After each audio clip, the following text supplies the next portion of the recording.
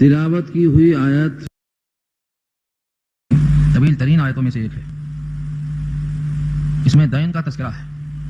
دین یعنی قرض کی مختلف شکلیں بتائی گئی ہیں قرآن کریم میں، اور اس لیے یہاں پر دین کا تذکرہ ہوا کہ اس سے پہلے سورہ بقرہ ہی میں سود کی بحث چل رہی تھی. سود کی بحث میں وعیدیں آئیں، اور جن لوگوں نے کہا کہ سود بھی در حقیقت بے کی طرح ہے یا بے در حقیقت سود کی طرح ہے، تو سود کی جتنی شکلیں تھیں ان میں سے کبھی کبھی ایک شکل ادھار مال کے لینے دینے میں پیدا ہو جاتی، تو ادھار لینے کا اصول بتا دیا جائے تاکہ لین دین میں سود کی شکل نہ ہونے پائے. اس لیے اس طویل ترین آیت کے اندر کاروبار کے اصول بتائے جا رہے ہیں. 4 شکلیں لکھی ہیں فقہا نے. اگر دونوں طرف نقد ہے، یعنی مال بھی سامنے حاضر ہے اور قیمت بھی حاضر ہے اور نقد ہے، ایک ہاتھ سے دے رہے ہیں ایک ہاتھ سے لے رہے ہیں، تو یہ تو بیع تعاتی کی قسم ہے، عام بیع کو کہتے ہیں، کوئی اس میں اشکال نہیں. کبھی ایسا ہوتا ہے کہ مال پہلے تقسیم کر دیتے ہیں، رقم تقسیم ہو جاتی ہے اور کہا جاتا ہے جب پیدا ہو غلہ گیہوں تب لا کر تم جمع کر دینا، 6 مہینے 4 مہینے کے بعد یہ بیع سلم کہلاتی ہے. کبھی ایسا ہوتا ہے کہ آدمی ادھر مال رکھا ادھر سے اس کو پیسہ مل گیا، دونوں پہلے سے متعین ہے. جیسے سگریٹ پینے والے معلوم ہے 10 پیسے کا سگریٹ 1 روپے کا سگریٹ، متعینہ سگریٹ مانگتے ہی رکھ دیتا اور اس کی موجودہ قیمت رکھ دیا، نہ یہ کچھ کا نہ وہ کچھ کا، کتنے کا ہے، دینا لینا کچھ بھی نہیں، خاموشی کے ساتھ فلاں سگریٹ دو، نکال کے رکھا، ادھر سے پیسہ لیا ڈال لیا چلیے. تو جو متعینہ شکلیں ہوتی ہیں ان کو بیع تعاتی کہتے ہیں. اس میں کوئی جھگڑا نہیں ہوتا. جھگڑا عام طور سے جن جگہوں میں ہوتا ہے ان کو شریعت نے منع کر دیا ہے، یا جو عمل جھگڑے کی طرف لے جائے اس کو منع کیا گیا ہے. اس کا نام بیع مجہول ہے، بیع فاسد ہے، بیع باطل ہے. مختلف قسم کی شرطیں لگائی جاتی ہیں. مثلا کسی آدمی نے باغ بیچ دیا، کہا لیکن پھل میرا ہے. باغ بیچ دیا لیکن پھل میرا ہے، ظاہر یہ ہے کہ تمہارا پھل، یہ شرط ہے، اور یہ شرط تمہاری جائز نہیں ہے. ہاں اس شکل میں جائز ہے جب پھل پکنے کے قریب ہو اور اس میں اشتباہ نہ لازم ہو، تو اس کا استثناء کرنا درست ہے. تو قرآن کریم نے ہر وہ بیع جس میں سود کا شائبہ ہو، فساد ہو، جھگڑا ہو، کیونکہ جس کے ذمہ ہے وہ تو کہے گا آرام سے دیں گے، اور جس کو ملنا ہے وہ جلدی چاہے گا، 2 شکلوں میں جھگڑا پیدا ہوتا ہے. تو اللہ تعالیٰ نے اس طویل ترین آیت کے اندر قرض کے لینے دینے کے بارے میں چند اصول بتا دیے. ان اصولوں کو اگر آدمی قبول کر کے کام چلائے تو کبھی جھگڑے کی نوبت نہیں آئے گی، لیکن پیش نظر آخرت ہو تبھی ایسا ہو پاتا. ورنہ ہمیشہ آدمی کاہلی کیوں کرتا ہے کہ دنیا سامنے ہوتی ہے، پہلے بڑا بھروسے کا اظہار کرتا ہے، جب بگڑ جاتا ہے تب ساری چیزیں یاد آتی. اس لیے اللہ نے فرمایا جب تمہیں کبھی قرض لینا دینا ہو تو اس کو لکھ لیا کرو. لکھنے میں عافیت، ایک لکھا 100 بکا. 100 بار بکنے سے فائدہ نہیں، ایک بار لکھنے سے فائدہ ہے. تو پہلی شرط لگایا اللہ نے جب تم کاروبار کرو تو اس کو لکھو، اور لکھنا ہی کافی نہیں ہے، 2 گواہ کی موجودگی ہو تو ضروری ہے. 2 گواہ کیسے ہوں ان کی بھی شرطیں بتا دی گئی. یا ایھا الذین آمنوا، اے وہ لوگ جو ایمان لائے ہو، اذا تداینتم، تداین دین سے بنا ہے تداین، لینا دینا ادھار، تداین ہے یہ. دین کے معنی قرض. جب تم لے دو، پہلے شاید یہ ذہن میں آپ کے نہیں ہے کہ بیع کہتے کسے، سود میں اور بیع میں کیا فرق ہے. مال پر مال لے لیں بہتری کے ساتھ وہ سود ہے، نقد پر نقد لے رہے ہیں ذاتی کے ساتھ یہ سود ہے. تو اب بیع کیا چیز ہے؟ کہتے ہیں مال سے مال رضامندی کے ساتھ دینا لینا یہ بیع ہے. مال کے ساتھ مال دینا. مثلا آپ نے کہا ہمارے پاس شکر ہے، ہم شکر سپلائی کریں گے انڈیا سے، اور تمہارے پاس پیٹرول ہے، تم پیٹرول سپلائی کرو، تو شکر کے بدلے پیٹرول، 2 طرف بھی مال ہے. یہ بھی ایک بیع ہے. اس کا نام کیا ہے؟ مال بالمال ہے. یہ ادھر بھی مبی ادھر بھی مبی. یہ شکل تو یہ ہوتی ہے. اور یہ شکل کیا ہے؟ ادھر بھی نقد ہے ادھر بھی نقد ہے. سونا دے کے چاندی لو، چاندی دے کے سونا لو. کیونکہ اصل نقدین جو ہیں وہ سونا اور چاندی ہیں. یہ جو ہمارا کاغذ ہے، ریال ہے، ڈالر ہے، یہ سب ایک وثیقہ ہے، بھروسے کے واسطے کاغذ دستاویز ہے. کبھی نوٹ پہ نکال کے پڑھ لو، لکھا ہوتا ہے میں دھارک کو وچن دیتا ہوں 100 روپے ادا کرنے کا. جس کے پاس 100 روپے کی نوٹ ہے وہ گویا ضمانت لیا ہے گورنمنٹ آف انڈیا نے کہ ہم اس کے بدلے 100 روپیہ دینے کا یقین دلاتے ہیں. ایک وثیقہ ہے، اصل قیمت نہیں ہے. یہ اصل قیمت تو چاندی اور سونا ہی رکھا اللہ. اب آدمی جب کسی کو مال دے گا، مال لے گا تو 2 ہاتھ سے خالی نہیں، نقد ہے یا ادھار.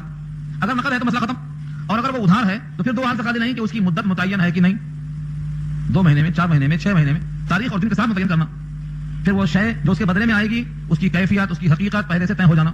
مثلا آپ نے بکری دیا اور کہا کہ مجھے اس بکری کے بدلے میں کارپیٹ چاہیے، تو اب کارپیٹ تو دیکھا نہیں ہے، اور کارپیٹ کی قسمیں بہت سی ہوتی ہیں، فساد ہو جائے گا. اس کارپیٹ کو ایسا صفتوں کے ساتھ لکھنا چاہیے کہ اس کے اندر اشتباہ نہ ہو، جھگڑے کی نوبت نہ آئے. کتنی سائز ہو، کتنا وزن ہو، کیسی کوالٹی ہو، ہر چیز لکھ دی جائے. اگر دونوں طرف سے بات متعین ہے تو پھر یہ بیع درست ہوگی، ورنہ بیع مجہول. آج لوگ کاروبار تو کر رہے ہیں لیکن اصل تو کاروبار کے اصول نہیں معلوم، ضابطے نہیں معلوم، اس لیے آئے دن دست و غریبہ ہوتے، جھگڑا شروع ہو جاتا. تو پہلی شرط کیا ہے؟ اذا تداینتم بدین، جب تم معاملت کرو ادھار، دین کے ساتھ، ادھار کے ساتھ، الی اجل مسمی، اجل کے معنی مدت اور مسمی کے معنی متعین. الی اجل مسمی، ایک متعینہ مدت تک کے واسطے تم ادھار لو دو. تو کیا کریں گے؟ فاکتبوہ، اس کو لکھو. فاکتبوہ، اس کو لکھ لو. سوچو یہ قرآن کریم جب نازل ہوا تھا تو امت امی تھی، پوری امت امی تھی، لکھنا پڑھنا نہیں آتا تھا. جس پر یہ قرآن کریم نازل ہوا اس ذات اقدس کا خصوصی امتیاز بتایا گیا ہے کہ آپ خود امی تھے. کیا اللہ نے کہا سورہ جمعہ میں؟ هو الذي بعث في الأميين رسولا منهم، وہ اللہ جس نے رسول بھیجا امیوں میں سے امی. رسول اللہ کا سب سے بڑا امتیاز یہ ہے کہ آپ امی تھے، کسی سے آپ نے لکھنا پڑھنا نہیں سیکھا، آپ کو اللہ نے براہ راست سکھایا. صلح حدیبیہ کے موقع پر جب معاہدہ لکھا جا رہا تھا تو آپ نے لکھا، حضرت علی سے لکھوایا، لکھو یہ معاہدہ ہے محمد رسول اللہ صلی اللہ علیہ وسلم کی طرف سے. تو کافروں نے کہا ہم یہ نہیں مانتے. لکھو محمد ابن عبداللہ کی طرف سے، تب مانیں گے ہم، کیونکہ ہمارا جھگڑا تو اسی میں ہے. اگر محمد رسول اللہ مان لیں تو جھگڑا ختم ہو جائے. جب آپ اللہ کے رسول ہیں تو آپ کی بات ماننا فرض ہے. ہم رسول اللہ نہیں مانتے، ہاں محمد ابن عبداللہ لکھو. آپ نے کہا ٹھیک ہے میں رسول اللہ ہوں، لیکن تم نہیں مانتے ہو تو کوئی بات نہیں، کاٹ دو علی. انہوں نے کہا میرے ہاتھ میں قلم ہے مگر میری جرأت جواب دے رہی ہے، میں رسول اللہ کو کاٹ دوں، یہ میری جرأت مجھے گواہی نہیں دے رہی. آپ نے حضرت علی کے ہاتھوں سے وہ کاغذ لے لیا اور اپنے ہاتھ سے کاٹ دیا. معلوم ہے جس کو لکھنا نہیں آتا وہ صحیح مقام پہ نہیں کاٹ سکتا. یہ معجزہ ہے آپ کا. مجھے یہاں دکھانا یہ ہے کہ امی نبی پر یہ قرآن نازل ہو رہا ہے، اور ساری اس وقت کی پوری جماعت امی تھی. پورے مکے میں کل تعداد 13 یا 15 تھی لکھے لوگوں کی. ایسے موقع پر بھی قرآن کریم کا حکم کیا نازل ہوتا ہے؟ فاکتبوہ، لکھ لو. اس لیے آگے سوال کا جواب بھی آیا، اگر لکھنے والا وہ نہیں ہے تو لکھنا نہیں آتا تو کیا کرے؟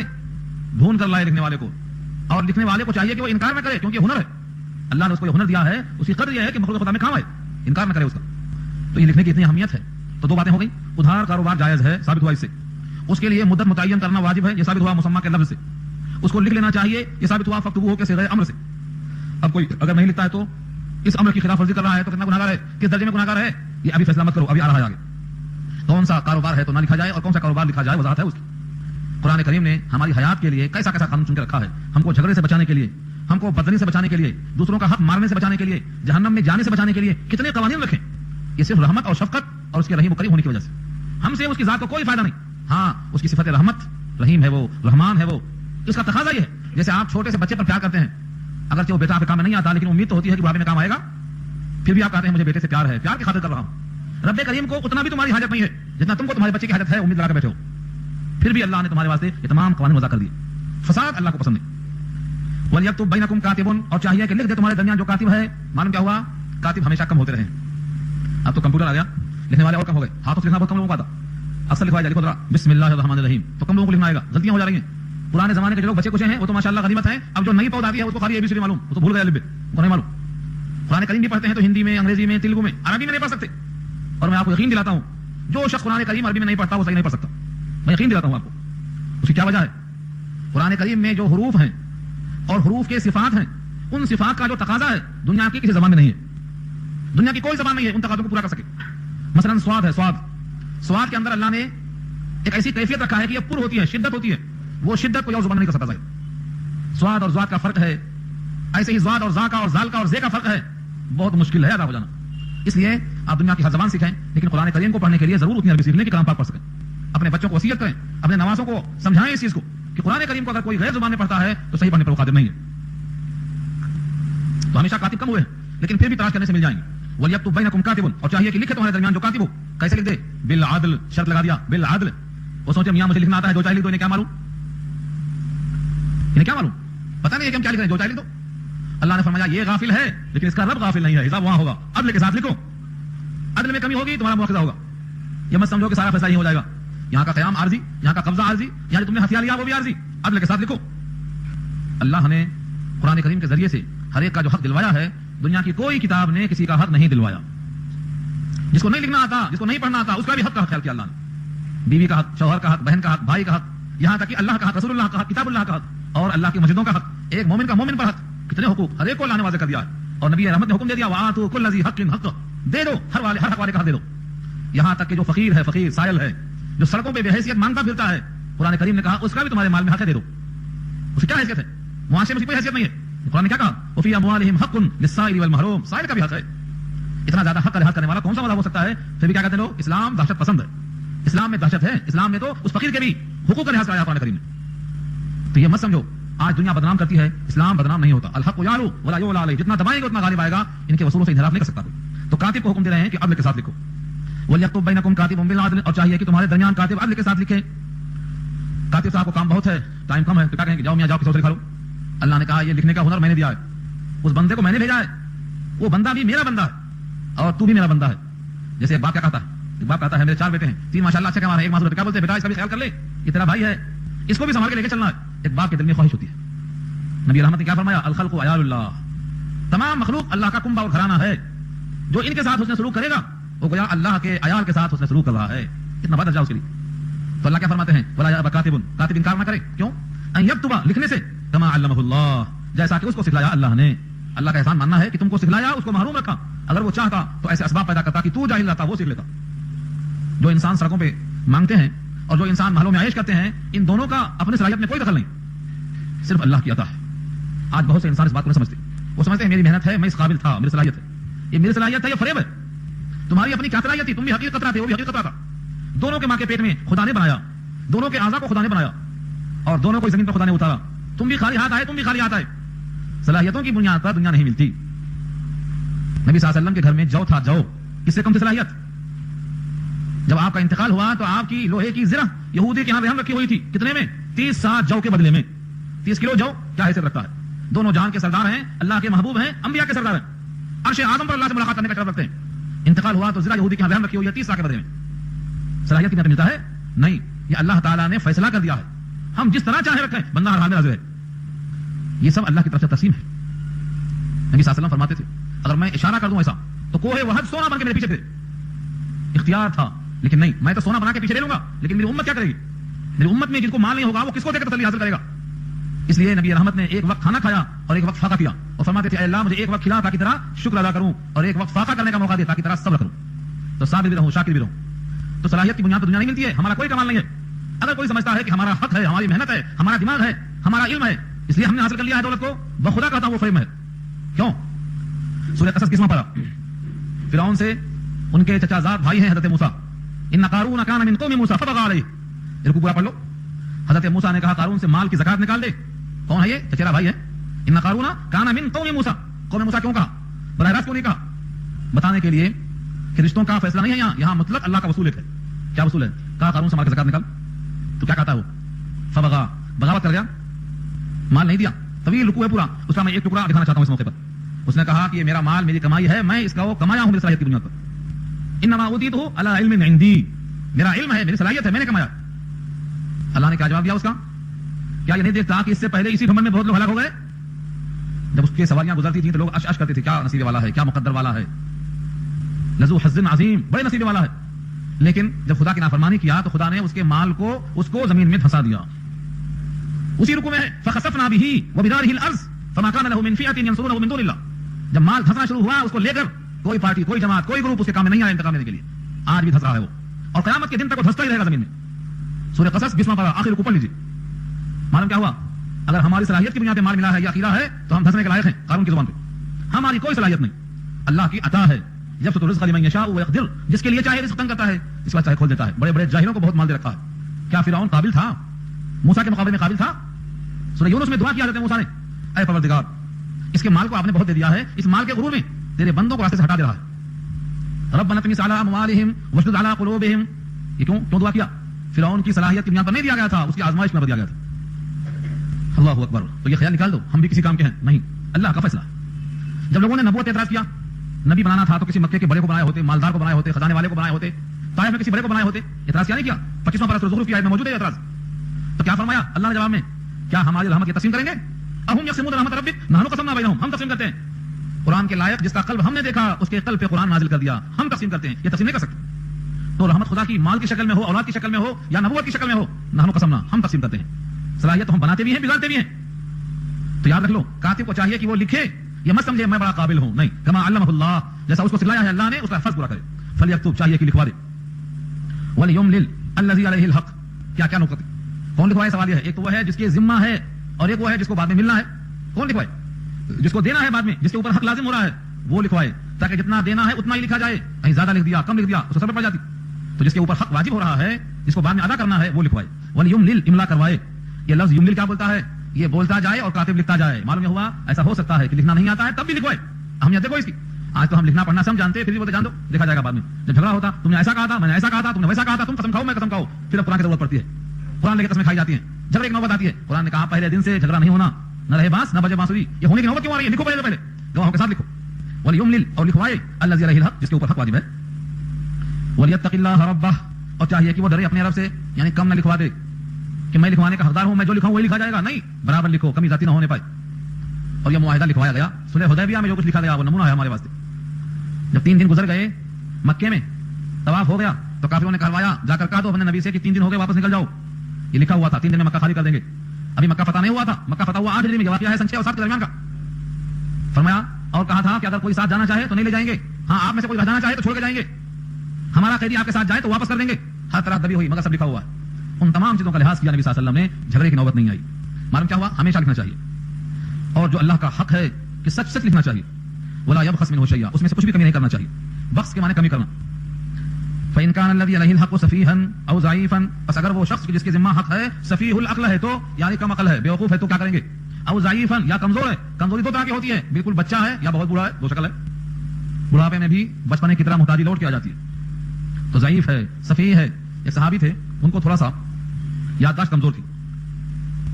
انہوں نے کہا کہ اللہ کے نبی صلی اللہ علیہ وسلم, مجھے لوگ ٹھگ لے رہے ہیں مال میں بازار جاتا ہوں, مجھے دھوکہ دیتے, میرا مال لے لیتے, تو میرے واسطے کیا طریقہ ہے, میں کیا کروں؟ کہا تم جب سامان بیچو یا خریدو تو بول دینا لا خلافتا لا خلافتا لا خلافتا, یعنی کوئی دھوکے بازی جائز نہیں, کوئی دھوکے بازی جائز نہیں. اب اگر کوئی دھوکہ دیا تو تمہاری بائے باطل, تم کو یہ حق ملتا ہے. اسی واسطے اس کو ہم کہتے ہیں خیار. مثلا آپ نے مال لیا, کہا بھائی 3 دن کی مہلت, یہ مال میں دکھا کے لاتا ہوں, پسند آیا تو رکھ لیتا ہوں ورنہ مال واپس. کتنے دن تک؟ 3 دن تک, فلاں تاریخ فلاں ٹائم تک. یہ کیا ہے؟ اس کا نام ہے خیار ملکیت. خیار یعنی ہم کو اختیار ہے کہ ہم چاہیں تو بائے رکھیں, بائے واپس کر دیں. 3 دن تک 4 دن تک جو معاہدہ ہو جائے, اس کے درمیان میں وہ بائے کو توڑ سکتا ہے, کاروبار نہیں چلے گا. اور اگر کچھ بھی شرط نہیں لگایا تو جیسے ہی محفل سے اٹھا بائے پکی ہو گئی, وہ مال ان کا یا پیسہ ان کا, اب توڑ نہیں سکتا. تو یہ شرط لگا دینے سے کیا ہوا, اگر کسی نے دھوکہ دیا, فریب کیا, فراڈ کیا, بعد میں معلوم ہوا, واپس کر دو, کیونکہ تم نے دھوکہ دیا. تو دھوکہ اگر دیں گے تو بھائی واپس, دھوکہ نہیں رہے گا تو بھائی جاری, یہ مطلب تھا اس کا. تو اللہ کے نبی صلی اللہ علیہ وسلم نے کمزوروں کا کتنا خیال کیا ہے, ان کے حقوق کو کتنا خیال کیا. آج کل طلاق بہت ہوتی ہے. ایک صاحب نے مجھ سے کہا, سوالات بھی عجیب و غریب آتے ہیں, کتابیں نہیں ملتے ڈھونڈنے سے, اگر عقل صحیح نہ ہو تو پاگل کر دیں. ایک صاحب نے یہ کہا کہ شادی ہونے کے بعد شوہر بیویوں کو ستاتے بہت ہیں, اور جب ان سے کہا جائے کہ تم طلاق دے دو تو کہتے ہیں مال لاؤ تب طلاق دیں گے. پہلے تو لیا جوڑے گھوڑے کے نام پہ, پھر کھانے پینے کے نام پہ, پھر جہیز کے نام پہ, اب مانگ رہے ہیں طلاق کے نام پہ. کتنا مانگیں گے آخر, کیونکہ مانگنے کی حوث لگی ہے تو مانگنا بند تھوڑی ہوگا. ایک بار دے دیا تو بار بار مانگتے ہو, کچھ اور لاؤ, کچھ اور لاؤ, حل بھی مزید. تو آپ کیا مانگتے, طلاق کے نام پہ مانگتے. اگر ہم ان سے نکاح سے پہلے ایڈوانس میں لکھا لیں, تحریر لکھا لیں کہ جناب عالی اگر نکاح کے بعد ستایا تو آپ کی تحریر آپ کی طرف سے طلاق ثابت ہوگی, لکھا کے دے دیں بیوی کے پاس, جب بھی ستایا کاغذ پیش کر دینا, تو یہ کیسا رہے گا. یہ سوال میرے پاس آیا, یہ فرضی نہیں ہے, میں نام بول سکتا ہوں آپ کو, اور ایسا نام جن کو آپ جانتے ہوں گے یہی قریب میں. یہ سوال کیوں آیا معلوم, کیونکہ معاشرے میں ایسا ہو رہا ہے. یہ فقیر جو ہیں, جو گھوڑے جوڑے کے نام پہ لیتے, جہیز کے نام پہ لیتے, اس کے بعد سواری کے نام پہ لیتے, اس کے بعد عید کے نام پہ لیتے, اس کے بعد طلاق کے نام پہ لیتے. میں تو چاہتا ہوں یہ کہ اللہ تعالیٰ ان کی حوث کو اور بڑھا دے کہ مانگتے رہے ہمیشہ, فقیر رہے ہمیشہ, کبھی آسودہ نہ ہوئے. یہ ہے فقر, مفلسی ہے. یہ آدمی کو مانگنے سے کبھی گنا نہیں آ سکتی, نوٹ کرو اس کو, مانگنے سے کبھی آدمی کو گنا نہیں آ سکتی ہے. جو آدمی مانگ مانگ کر کھانے کا عادی ہو جائے وہ کبھی بھی زندگی میں آسودہ نہیں ہو سکتا, اس کے مال میں برکت نہیں ہو سکتی. اس لیے مانگنا چھوڑو, کمانے کی فکر میں لگ جاؤ, اور جب تک حلال نہیں کھائیں گے آپ میں اتفاق نہیں ہوگا, آپ میں کبھی بھی اتحاد نہیں ہوگا. آپ کی اولاد کبھی لائق و قابل نہیں بن سکے گی. جن کی پیدائش کے پہلے حرام غذا کھلائی جا رہی ہے, اولاد کیسے پیدا ہوگی. اس لیے ہمیشہ کوشش کرو کہ حلال کھاؤ, تھوڑا کم کھاؤ, محنت کر کے حاصل کرو اس کو. یہ سوال کیا گیا ہے, اگر ایڈوانس میں لکھا لیا گیا اور جب کبھی شوہر ستائے تو کاغذ پیش کر دو, میاں شام میں چھٹی دے دو آج, تو طلاق پڑ جاتی کہ نہیں پڑ جاتی. یہ کیا ہے بھائی, بے سے پہلے شرط ہے, بے سے پہلے شرط, بے سے پہلے شرط جائز نہیں ہوتی. ایسی شرطیں باطل ہیں. اللہ نے کیا کہا ہے, جس کے ہاتھ میں نکاح کی اسٹیئرنگ ہے بیدہ عقدۃ النکاح, وہ مرد ہے, اور آپ نکاح سے پہلے اسٹیئرنگ چھین کے دے رہے ہیں بیوی کو جب چاہے طلاق ڈال دینا. یہ اللہ کی مرضی کے خلاف ہے, اس وقت یہ جائز نہیں ہے. لیکن سوچنے کا تو لمحہ ہے کہ ایسی نوبت کیوں آ رہی ہے, جس کو اللہ نے قوام کہا, الرجال قوامون علی النساء. یہ قوام جا کے مرغی کیوں بن گیا, مرغا کما کے لائے مرغی کھائے, تو الٹا ہوگا حساب. نگہبان بنایا تھا اللہ نے اس کو, تو فقیر ثابت ہو رہا ہے. قرآن کریم کی آیات اور احادیث سے اتنی بات مسلم ہے کہ مانگنے والا کبھی بھی غنی نہیں ہو سکتا. مانگ کر جو غنا حاصل ہوتی ہے, حدیث میں آتا ہے قیامت میں اس کے چہرے پر گوشت نہیں ہوگا, رونق بہت دور کی بات ہے.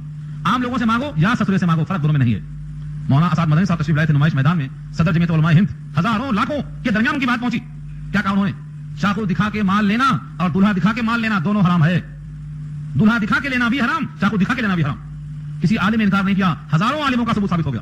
مگر ہماری قوم کی حوث ایسی ہے کہ چاہے وہ حرام ہو چاہے وہ حلال ہو, سارے علماء کی رائے ہو, قرآن کی ہو, حدیث کی ہو, ہم تو مال لیے بغیر شادی نہیں کریں گے. اچھا گھوڑا بکتا ہے, بکری بکتی ہے, اچھا دولہے بک رہے ہیں, آج اتنا پڑھایا ہوں کتنا دیں گے, اتنا کمایا گا اتنا ملے گا, اور اتنا ہوگا اتنا ہوگا.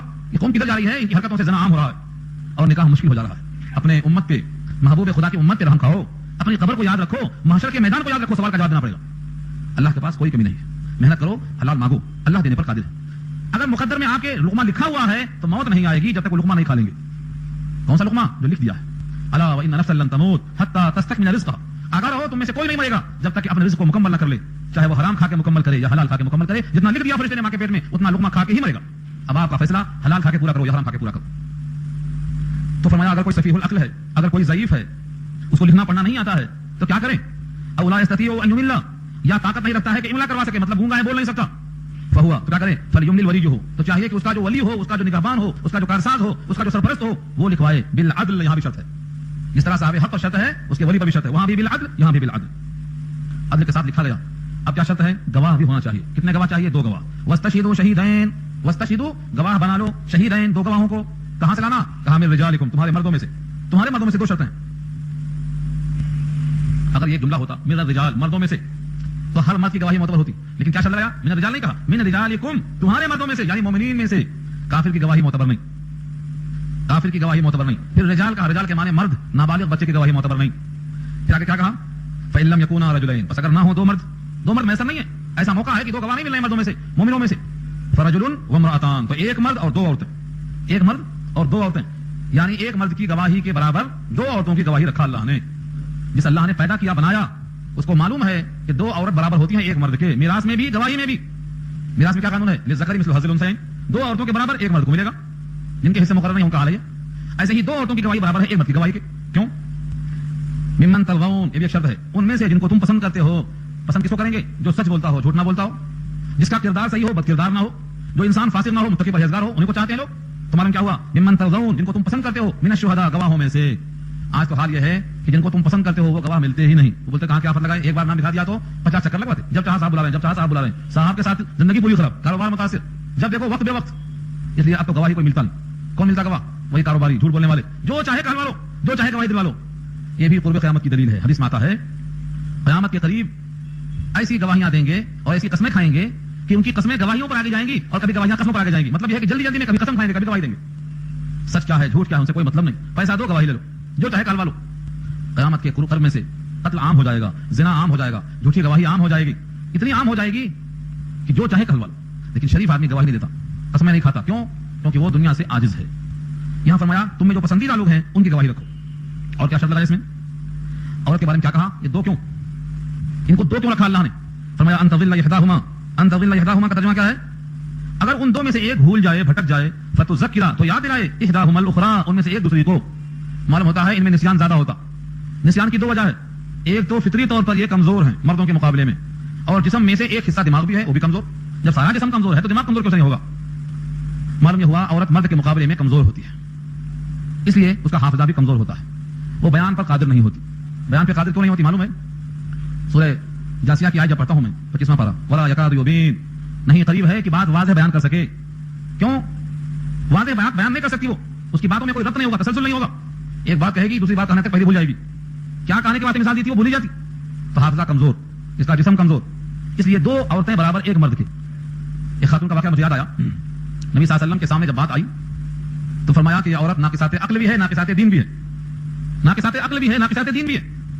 اور تم میں سے میں کسی کو نہیں دیکھا کہ عقل مند آدمی کا بھیجا کھا جائے، تم سے زیادہ کسی کو نہیں دیکھا. ایک خاتون صاحبہ نے پوچھا کہ اللہ کے رسول، ہمارا دین میں نقص کیا ہے اور ہمارا عقل میں نقص کیا ہے؟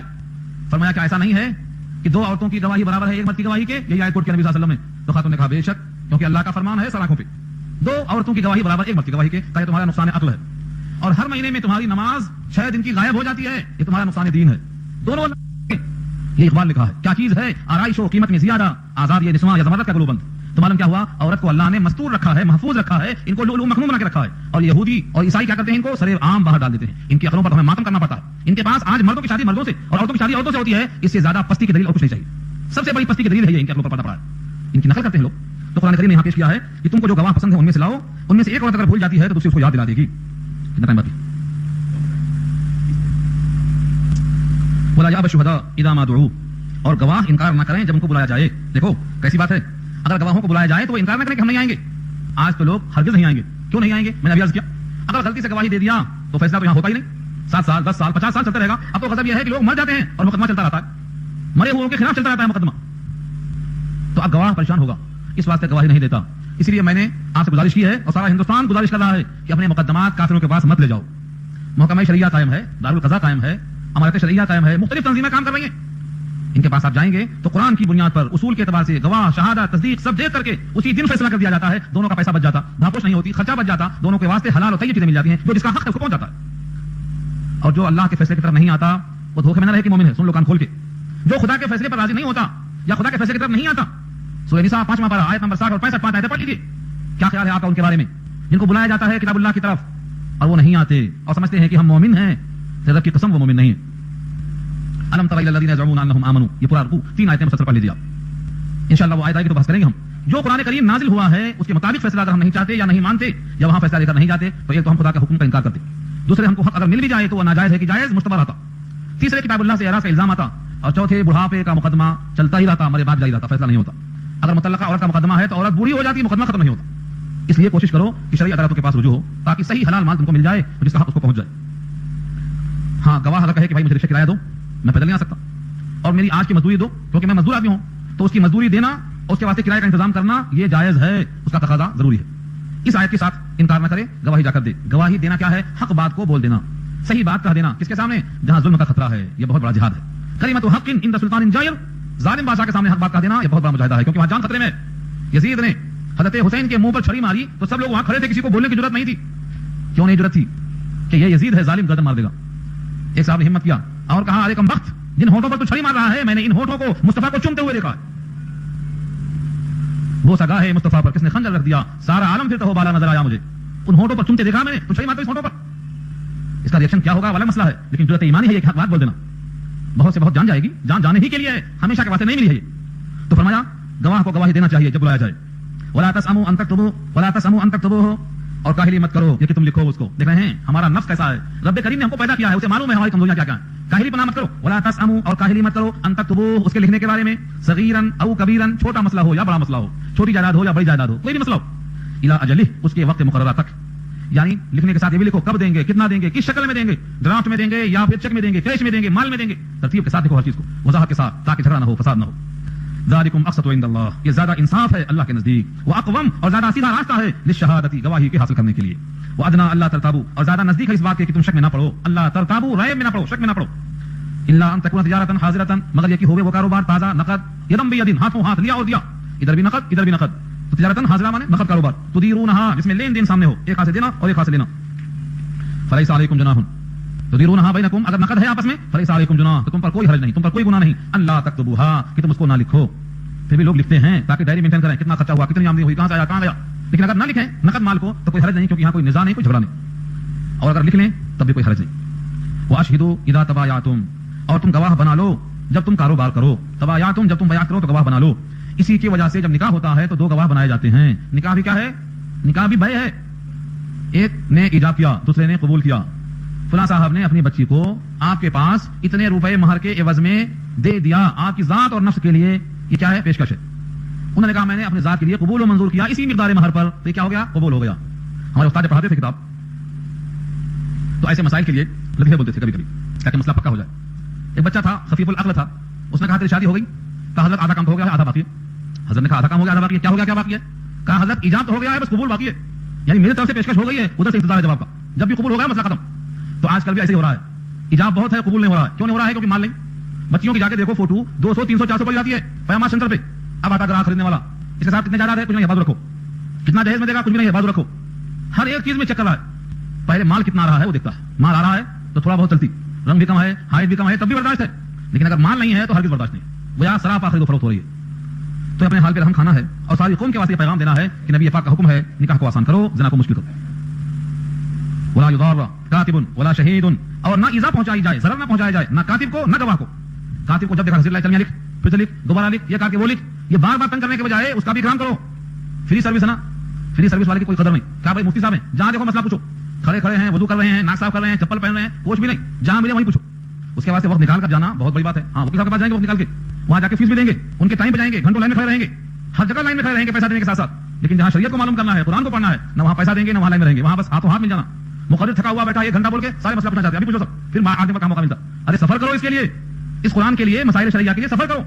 ایک صحابی ہیں انہوں نے حدیث سنایا، بخاری کتاب میں روایت موجود ہے صفحہ نمبر 20 پہ، پرسوں پاتے پاتے سامنے آئی روایت، حدیث سنا کے کہتے ہیں دیکھو یہ لے لو بغیر پیسوں کے، اس ایک حدیث کے لیے لوگ مدینہ تک کا سفر کرتے تھے، ایک حدیث کے واسطے مدینے کا سفر کرتے تھے اونٹوں پر بیٹھ کے، لیکن تمہارے واسطے ہر چیز مہیا ہے تم اس کی قدر نہیں کر پاتے ہو، چاہتے ہو کہ گھر بیٹھے سب مل جائے۔ موقع دیکھو، احترام کے ساتھ سفر کرو، اس کی ہمت افزائی کرو، اپنے سوالات کو لکھو، ترتیب قائم کرو، زندگی میں جو حق ہے شریعت کا اس کو ادا کرو۔ تو شہید کو اور کاتب کو یعنی گواہ کو اور لکھنے والے کو ضرورت نہ پہنچاؤ۔ وَإِن تَفْعَلُوا فَإِنَّهُ فُسُوقٌ بِكُمْ، اور اگر تم ایسا کرو گے تو یہ فسق ہے تمہارے ساتھ، گناہگار ہے تمہارے ساتھ۔ وَإِن تَفْعَلُوا اگر تم ایسا کرو یعنی ستاؤ کاتب کو گواہ کو فَإِنَّهُ فُسُوقٌ فسق کی جمع فسوق بكم تمہارے ساتھ ہے یہ گناہ ہے اذا جائز نہیں ہے اذا مسلم حرام ہے اس واسطے حکم ہے راستے سے کانٹا ہٹانا صدقہ ہے راستہ بتا دینا صدقہ ہے کسی سے میٹھے بول دینا صدقہ ہے خندہ پیشانی کے ساتھ ملاقات کرنا صدقہ ہے جب اچھے کام پر صدقے کا ثواب ہے تو چھوٹے چھوٹے کاموں پر تکلیف دینا بھی کیا ہے یہ گناہ کی بات ہے واتقوا اللہ اللہ سے ڈرو یہ سارے حقوق سارے قانون اللہ کی طرف سے ہیں ان کی خلاف ورزی کرتے ہوئے اللہ سے ڈرو ویعلمکم اللہ اور تم کو اللہ سکھلاتا ہے ان آیتوں کے ذریعے سے یہ مسائل سکھلاتا ہے واللہ بکل شیء علیم اللہ ہر شے کو جاننے والا ہے اسی علم نے یہ فیصلہ کیا ہے کہ تم کو قانون بتایا جائے تاکہ تم نزاع سے جھگڑوں سے بچو یہاں سے ایک قصہ باقی ہے ابھی وہ کیا ہے کبھی کبھی آدمی سفر کرتا ہے اور سفر میں نہ کاتب ملتا نہ گواہ ملتا کیا کرے وَإِن كُنتُمْ عَلَىٰ سَفَرٍ اور اگر تم کسی سفر پر ہو وَلَمْ تَجِدُوا كَاتِبًا اور تم کاتب نہ پاؤ فَرِهَانٌ مَقْبُوضَةٌ تو پھر رہن رکھ دو مقبوضہ قبضے کے ساتھ اس کی مثال کیا ہے رہن کے معنی کیا آتے ہیں رہن کے معنی ضمانت پر کوئی چیز رکھ دینا مثلا آپ نے کہا سفر میں مجھے 500 روپے کی ضرورت ہے اب تم سے 500 مجھے چاہیے ٹھیک ہے مگر تمہارے پاس کوئی گواہ نہیں کوئی لکھنے والا نہیں پیسہ تم نے لیا کہ نہیں لیا کیا ثبوت ہے کہا یہ میری گھڑی رکھ لو یہ میری گھڑی رکھ لو رہن ہے یہ تمہارے پاس جب میں 500 واپس کروں گا تو یہ میری گھڑی واپس کر دینا یہ کیا ہے فریحان مقبوضہ ہے 500 روپے بھی لیا سفر میں کاتب نہیں کوئی گواہ نہیں تو ایک مال رکھا دیا یہ مال کیا ہے فریحان مقبوضہ ہے ہمارے یار لوگ اس کو سمجھتے ہیں کہ مل گیا ایک مجبور بیچارہ مل گیا اب گھاٹو ٹائم پر اگر نہیں دیا تو 5,000 کی گھڑی ہے 500 مل جاتی ہے اپنے کو رہن سینٹر قائم ہے جگہ جگہ رہن سینٹر آج رہن سینٹر پہ کیا ہوتا مجبور بے بس جن کے پاس کوئی پریشانی آ جاتی 5,000 کا سونا 3,000 پہ رکھ کے چلے جاتے اور ٹائم پر دے نہیں سکتے کیونکہ گھٹا گھر پہلے سے کہتے ہیں جب آٹا گلا ہو جاتا ہے آٹا پتلا ہو جاتا ہے تو پھر اور پتلا ہی ہوتا رہتا ہے وہ مزید ملتا نہیں روٹی بننے کے لیے اب تو اور کمزور نتیجہ یہ ہے کہ ٹائم پر وہ مال چھڑا نہیں سکتے وہ 5,000 کا مال 3 ان کے پاس رہ جاتا یہ ہماری کمزوری ہے ہمارے پاس بیت المال قائم کرنا چاہیے ایک بیت المال سے نہیں کام چلتا امت بہت بڑی ہے ہر محلے میں ہونا چاہیے بیت المال اپنے بینکوں میں جمع کرنے کے بجائے پیسہ یہاں جمع کرو امانت دار سمجھ کر جمع کرو تاکہ اس پیسے سے پورے محلے کی غربت دور ہو ان کا فائدہ ہو اور لوگ بھی اس کو ادا کریں حدیث میں آتا ہے اگر قرضہ ادا کرنے کی نیت ہے اللہ دینے کے اسباب پیدا کرتا اور ڈبا دینے کی نیت ہے تو اللہ تعالیٰ ڈبانے کے اسباب پیدا کرتا فیصلہ نیت پر ہے تو فریحان مقبوضہ رہن سینٹر خیال کرو اس کا اور ایک بات اس میں بہت اہم ہے اکثر لوگ پوچھتے ہیں میرے سے